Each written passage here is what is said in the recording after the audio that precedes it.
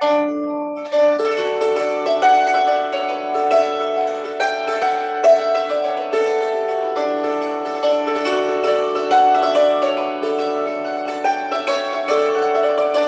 everyone.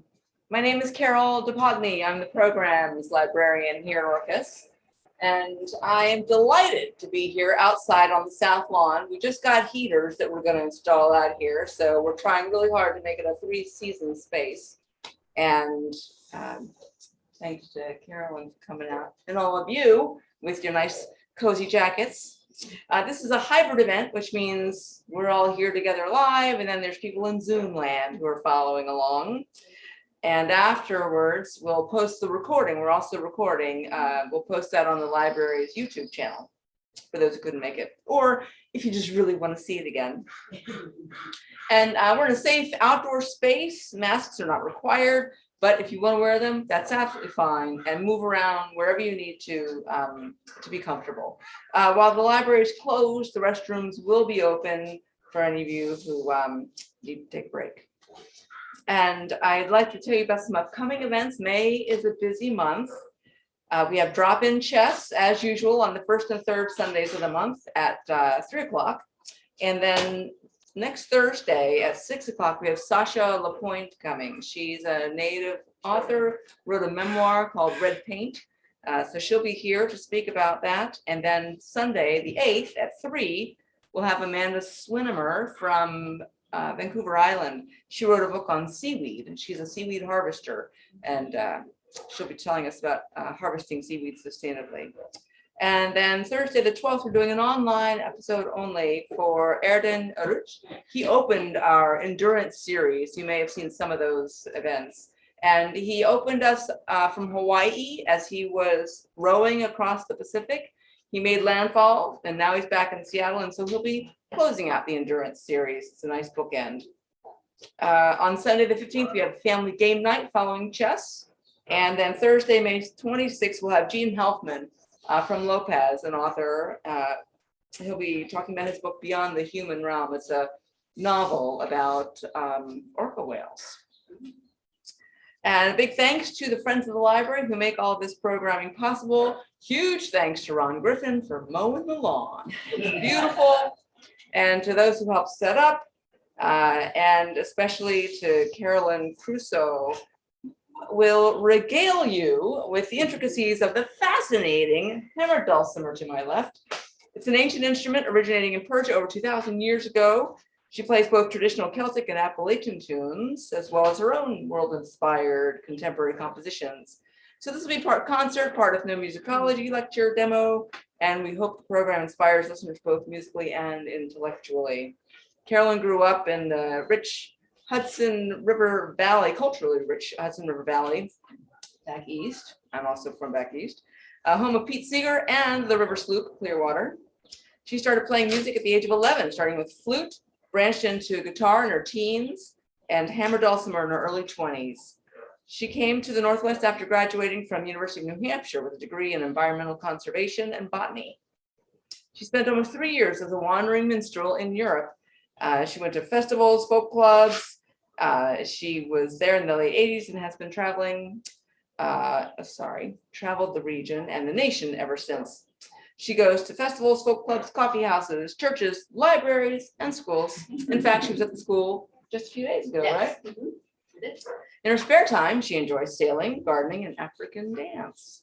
I'm delighted to bring Carolyn to you all. And it's a repeat. I think you've been here before at the library. Is that right? No, I have been at other libraries, but not at Orcus. Bonus for us. Thank you very much for coming. Please, Carolyn. All right. Thank you. I got a whole, my life was flashing before my eyes. Thank you so much for being here. I'm going to just launch right in.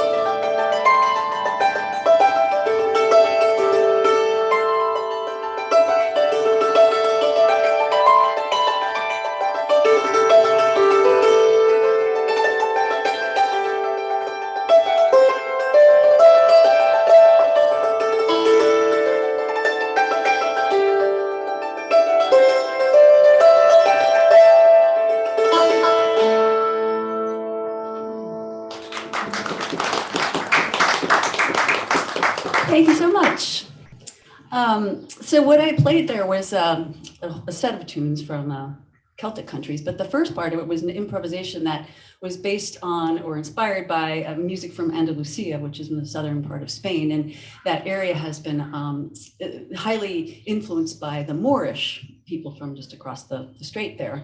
So it's a wonderful fusion of Spanish and Moorish music. And that happened back in the 9th century and continues to occur.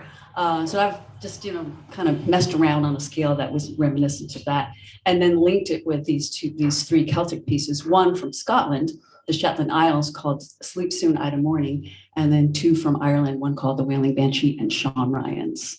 And the last 2 were jigs.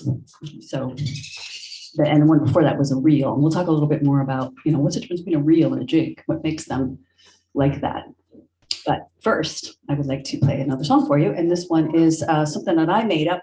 It's called Cloud Break.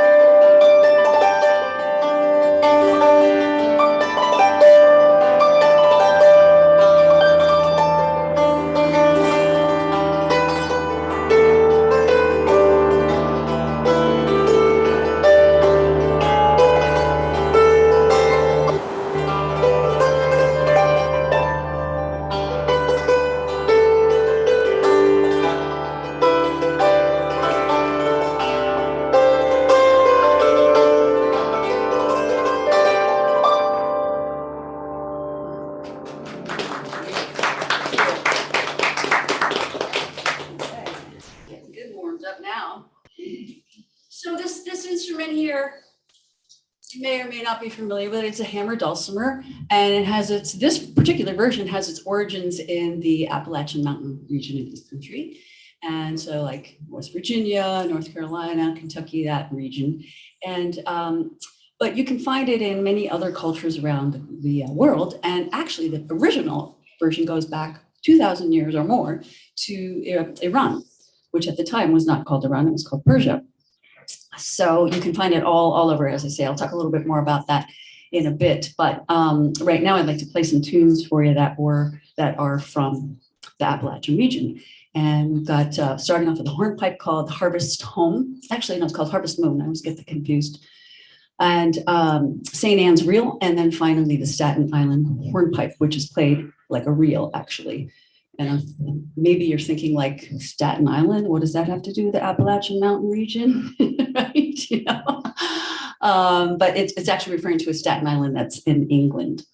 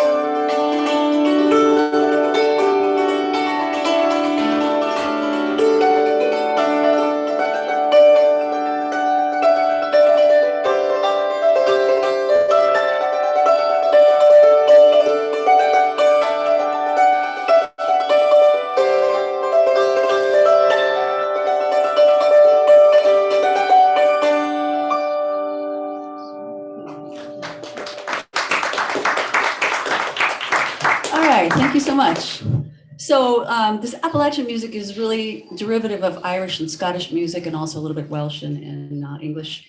But when it made its way over across the Atlantic Ocean to the United States, it kind of morphed. And even though a lot of the songs would be exactly the same melody, same title, they're just a little different. Though the Celtic music is more ornamented, very heavily ornamented.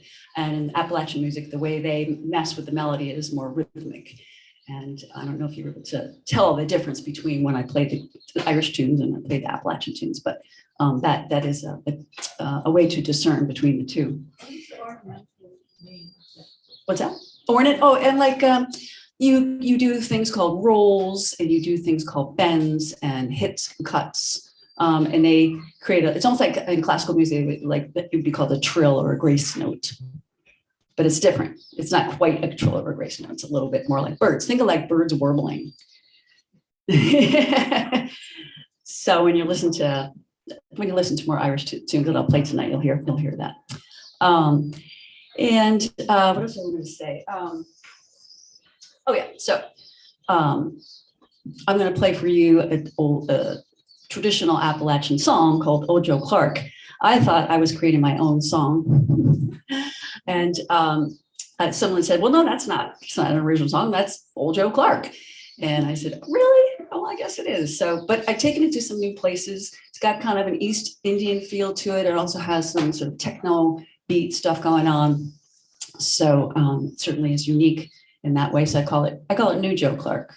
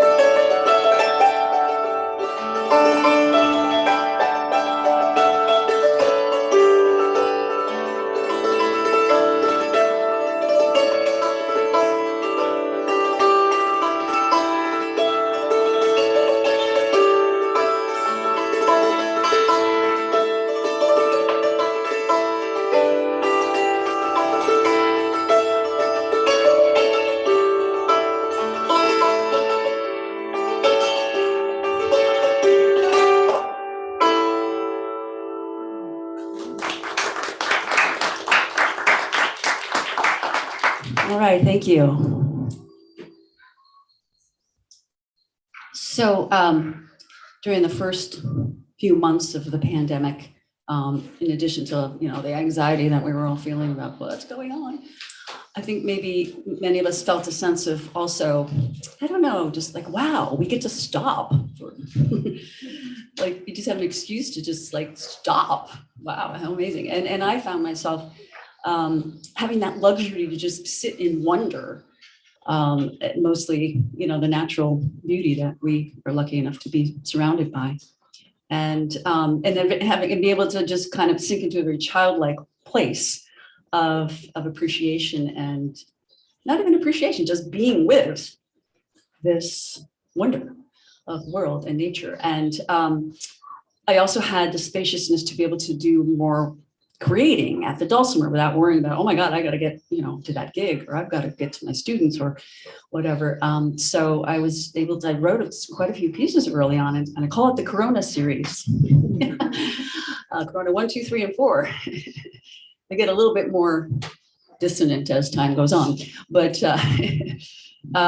this first one, I wasn't intending for it to be like this. The way I see it in retrospect is just kind of like that, again, that childlike thing where I'm just kind of skipping along without a care in the world, and just light and buoyant. And then you see something, you stop, you crouch down, you just like give it all your attention.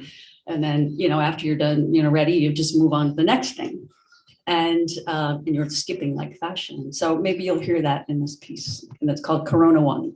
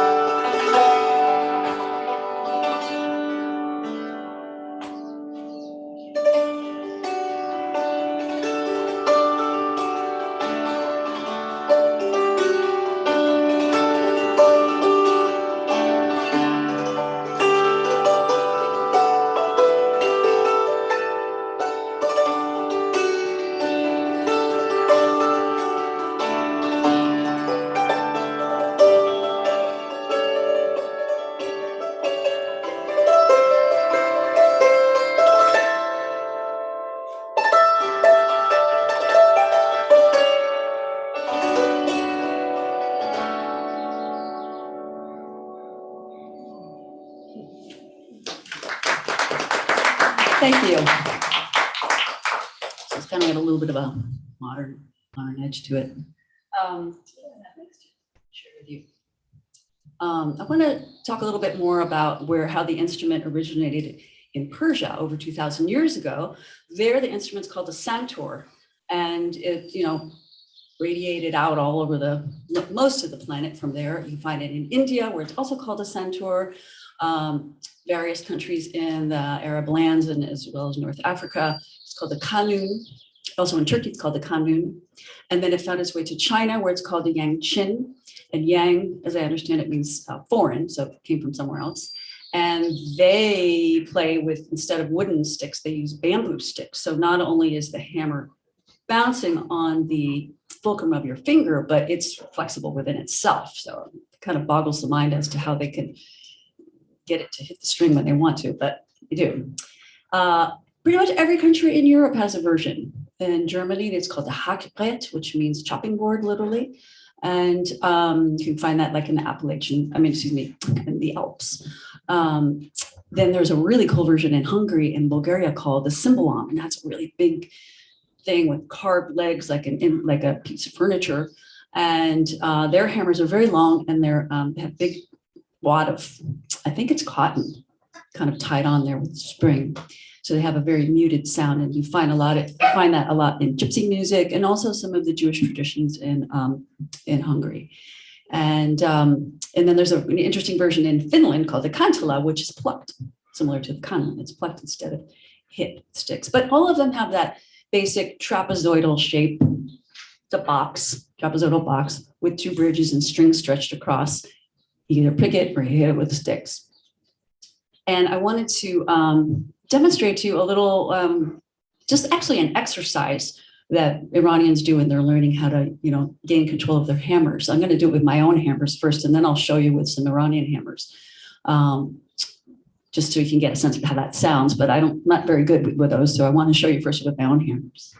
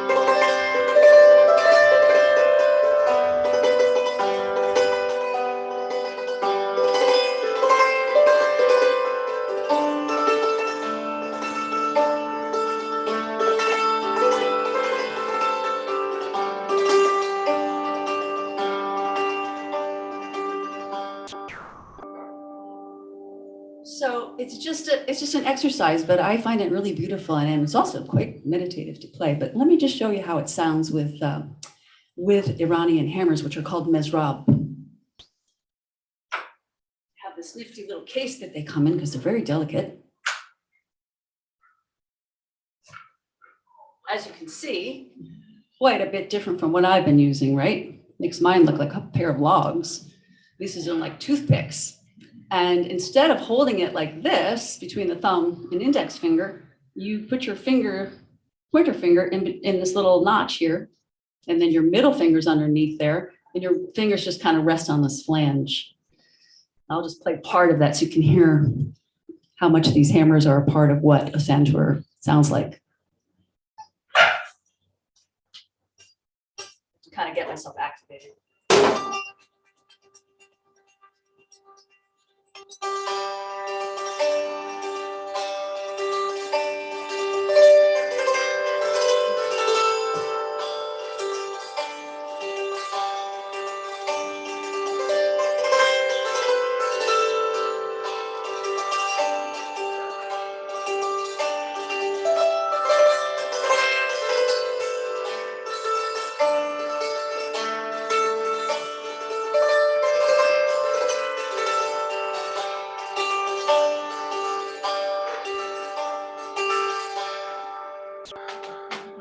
Isn't that a beautiful sound? And this is a large part of what is creating that difference in tonal quality. These really delicate hammers. And then Iranian people who play centaur, they tune their instrument completely differently because their, sense of melody is a little bit different from ours, the Western. We have half tones and whole tones, chromatic scale and diatonic scales. And they have, in addition to that, they have quarter tones and eighth tones. So they need to tune their instrument a certain way that's going to reflect that and have that possibility there. And one of the Iranian players that I know, he playing in a certain key or mode, as it's called, he has to have one instrument tuned that way. Then when he wants to change mode or key, he has to actually like pull out a whole other instrument and play on that, because it would take too long to completely retune it. But he has one that he has designed for him that's pretty cool. It's on this little stand, and he can flip it over.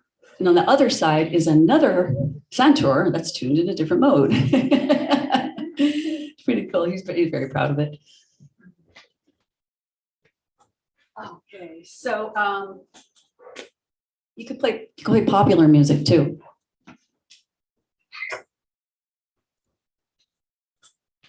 You'll recognize this one right off the bat.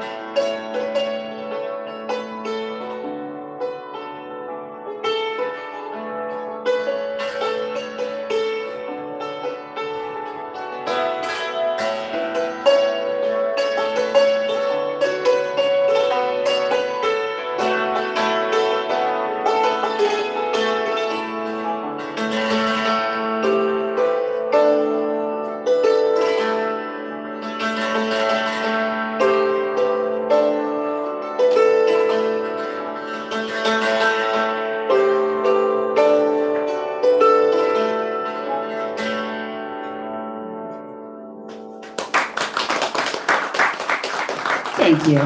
Thank you. And keeping with the solstice sun kind of mode here, we are in spring and I'm loving it, and I don't want it to go by too fast, but we are, I think, in our minds also anticipating summer and our beloved Solstice Parade, which will be back in action this year. So I'm going to play one for you called Solstice.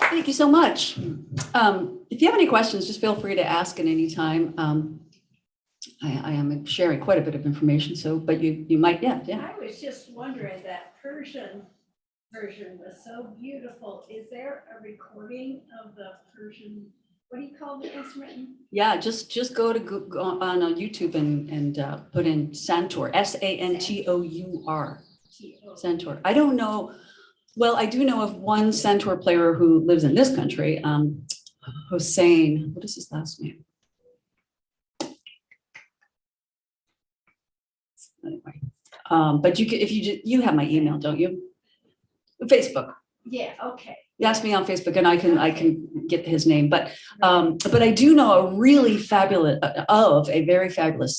Indian Santour player, and they spell it Santoor.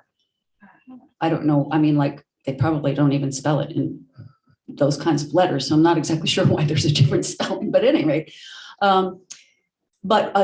Shiv Kumar Sharma is the most wonderful Santour player that I've heard, and he does tour quite a bit in the United States. I've seen him in Portland, and just amazing, Shiv Kumar Sharma. And yeah, so let me play some. Actually, let me do a little demo with the hammers that I have. So you saw how different it can sound with those little delicate hammers. I've been using just a couple of different types of hammers, but I have a whole slew of them. And the reason is because the wood that the traditional hammers are made of, it's pretty, but it's just one sound. And musicians like to mess with tones. So the way we do that with these dulcimers, we take the hammers, we take the plain wooden hammer, and we glue stuff to them so that it will get a different sound, as long as it can still function as a hammer and be able to bounce. It has to be able to bounce, otherwise it's not going to really work.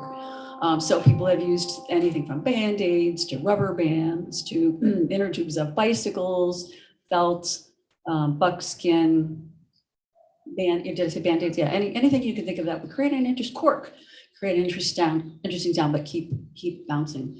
So I'm going to do my whole array of sounds that I got, and I'll start with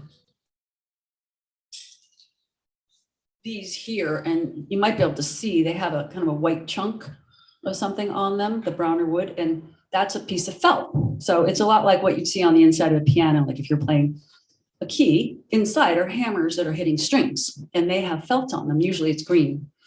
But so this is going to give us more of a piano, like more muted sound.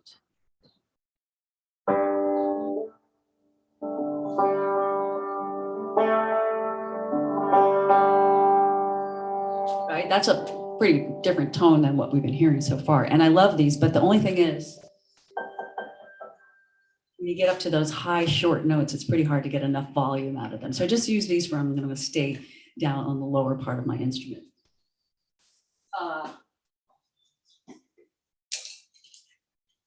Kind of the next best thing are these. You can't really see because what's glued to them is about the same color as the wood, but it's a fairly new thick piece of buckskin that it's new and it hasn't been very compacted. So this is going to give me a fairly muted sound, but it's going to give me volume up here. So I can use it for my entire instrument.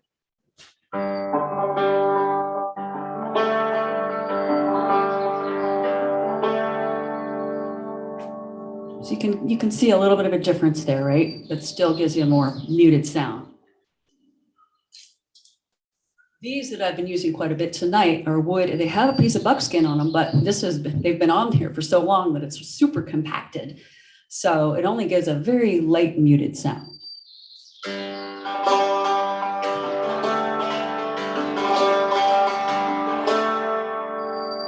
Starting to get brighter. They're bouncing more too. So you have, if you wanted to play something fast that needed a lot of bounce, you wouldn't want to go with something that was too heavily, muted.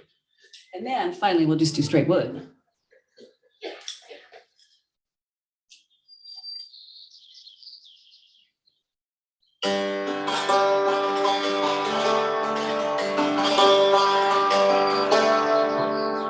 So that gets louder, right? More bright, a lot more ability to roll it, right? That's one of the things we like to do. So you have different hammers for different sounds and also for different needs. And then, as you already heard, the Mezrab, which has a completely different, delicate sound. But I'm going to use the second pair of hammers that I showed you, and I'm play you a piece that I made up called The Conversation. And ever since I started to play the dulcimer, I wanted to make it sound like a piano, not instead of the way it sounds. I love the way it sounds, but in addition to. And this is probably the closest I've got so far because of the way the piece is written and also because of those hammers.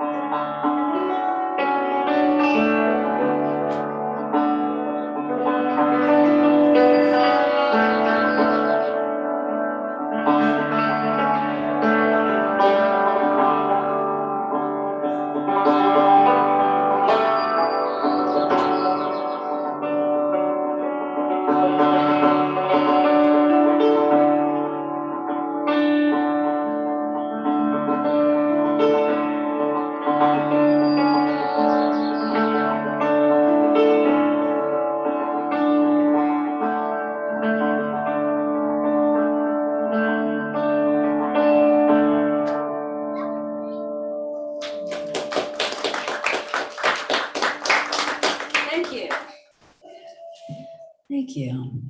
Well, I want to thank the library for having these great programs out here. This is such a great idea, and it's just so generous. We appreciate it. And thank you for making it all happen, Carol. Oh, of course. Are you gonna play a little? Yeah, I'm gonna play a little bit more. Yeah. Okay. Yeah. How are you guys doing? You getting too cold? You starting to feel chilled a little bit?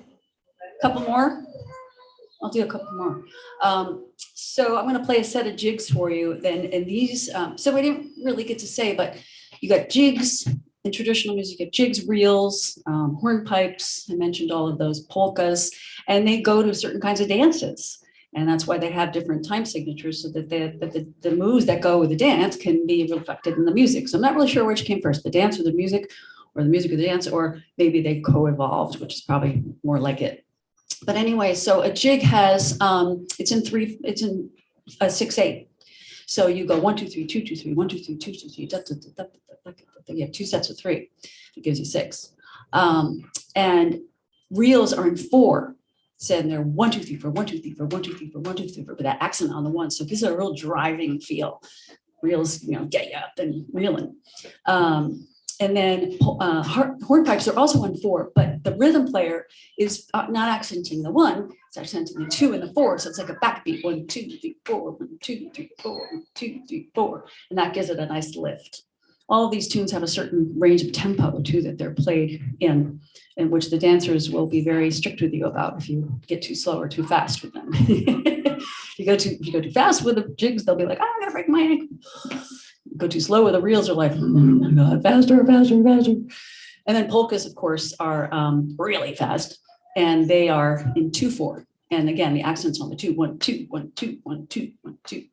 So it's kind of interesting how just a little change in where you accent or how many beats you have can really change the feel of what you're playing. So, but I'm going to play a set of all jigs, but there are variations on jigs. So the first one's a slip jig in 9/8, so 3 sets of 3.